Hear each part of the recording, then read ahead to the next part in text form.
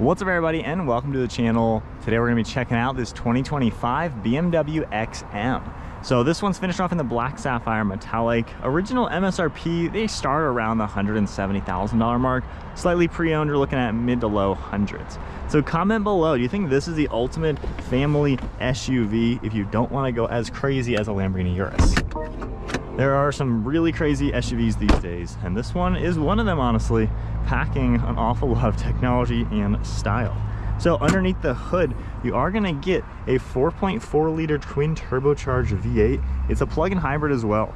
Makes 644 horsepower with 590 pound-feet of torque. You got 8-speed automatic, the xDrive all-wheel drive, 0 to 60 is even 4.1 seconds.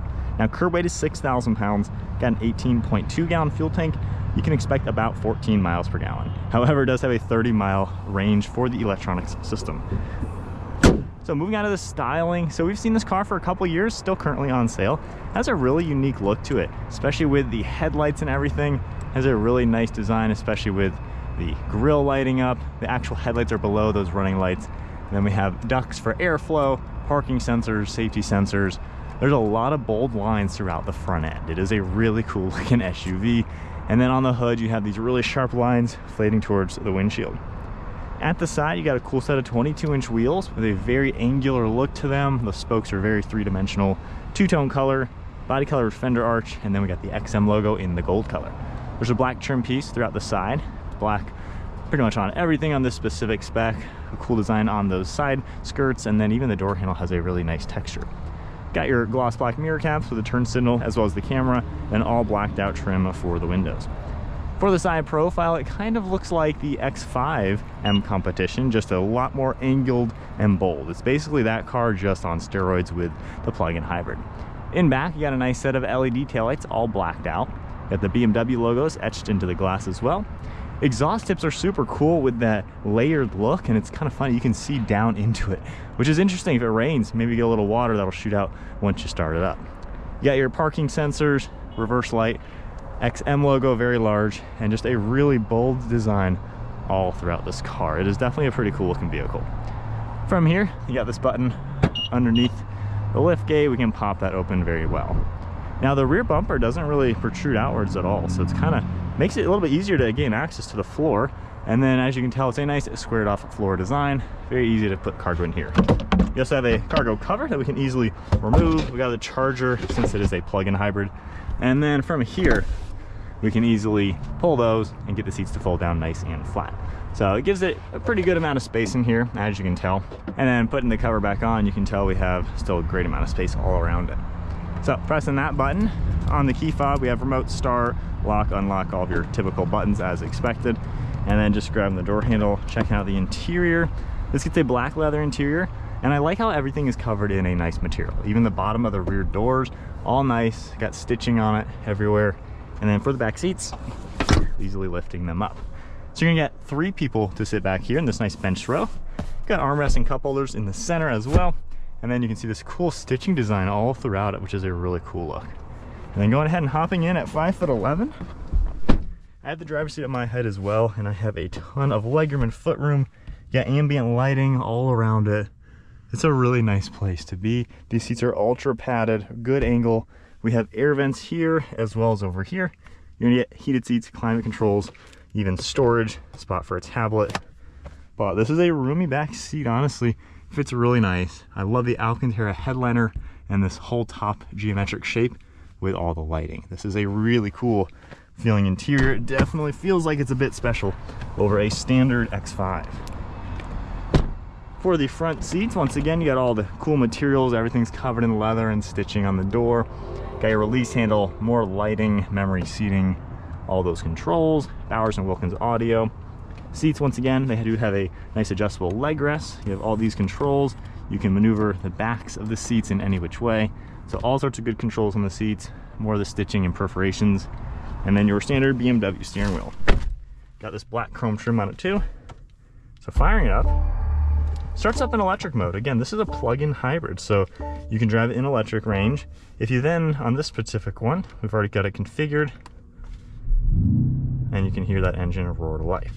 So when you take a look at all the different drive modes, of course, You go back into comfort mode, it'll be basically in hybrid, and the engine will shut off. You have cruise control on the left side, screen controls and audio on the right side. You can easily configure what you want to see in that center screen. So pretty nice for heads-up display as well. You got your speedometer intact, all of your vitals. And then if I hit the M mode, we can go into sport and give you a little bit different design for the center gauge cluster. Got your carbon fiber shift paddles, stock on the right for windshield wipers, stock on the left for turn signals, some headlight controls, more lighting. There's more of the leather down here, and I love this satin carbon fiber. You got a textured design up on the dash, more of the leather and stitching, all the lighting, carbon fiber throughout the center, and then your typical BMW screen. So you have all these large tiles, really not that hard to go through everything and really see a lot. Basic climate controls are going to pop up here, then we can tap that icon for all the actual controls. Full screen audio, full screen nav. Popping into reverse, you got a really good backup camera system, top-down view, all that good stuff. Popping that back into P for park. And then underneath that, we have your air vents, as well as a couple controls. And then we can pop that open for heated and cooled cup holders, extra storage. Everything's finished in the satin carbon. You have the leather and stitching. And then some basic controls on the left side for traction control. We have the setup icon right here. We can see all the different items you can configure in the car, even the all-wheel drive system. M mode, once again, to change that. We have the hybrid system. You have basically hybrid, electric, and then e-control will help maintain your battery. So you got a nice blend of how you can drive this car. Exhaust valve as well, rotary dial, and then decent amount of space in the center with the two separate parts to open up. Got nice space down here with more of the leather and stitching, and then just one last look at the interior. And again, different drive modes will also adjust that lighting. So really cool headliner, dome lights, garage door buttons underneath the mirror.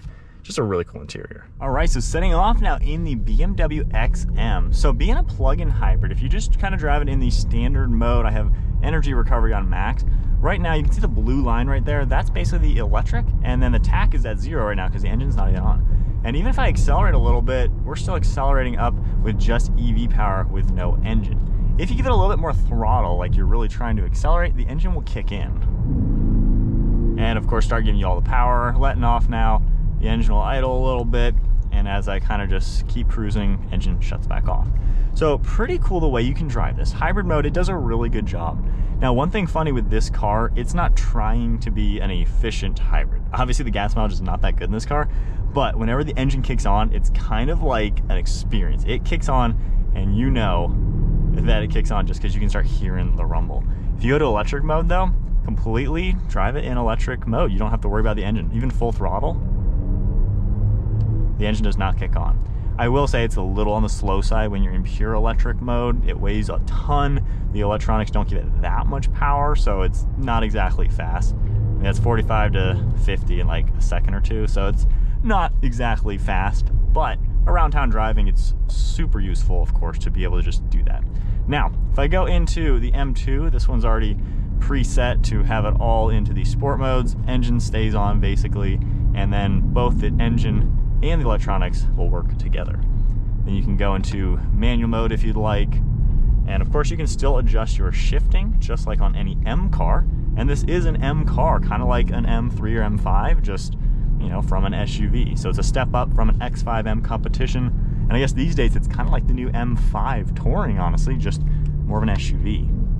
So when we're in everything M, that's when this vehicle really starts to feel a little bit crazier. It feels really tight. Even the steering going around a roundabout, it's really responsive feeling, and it has just a really good blend. I believe we have all-wheel steering. Man, you have some crazy sounds too from the throttle and everything when you're on it. It drives really, really cool. The brakes work really well. Transmission is pretty snappy. Gosh, this thing packs so much power. And if you got a black label, that even cranks it up to like over 700 horsepower. So you can get these even faster. But even in the stock configuration, this car drives really, really cool.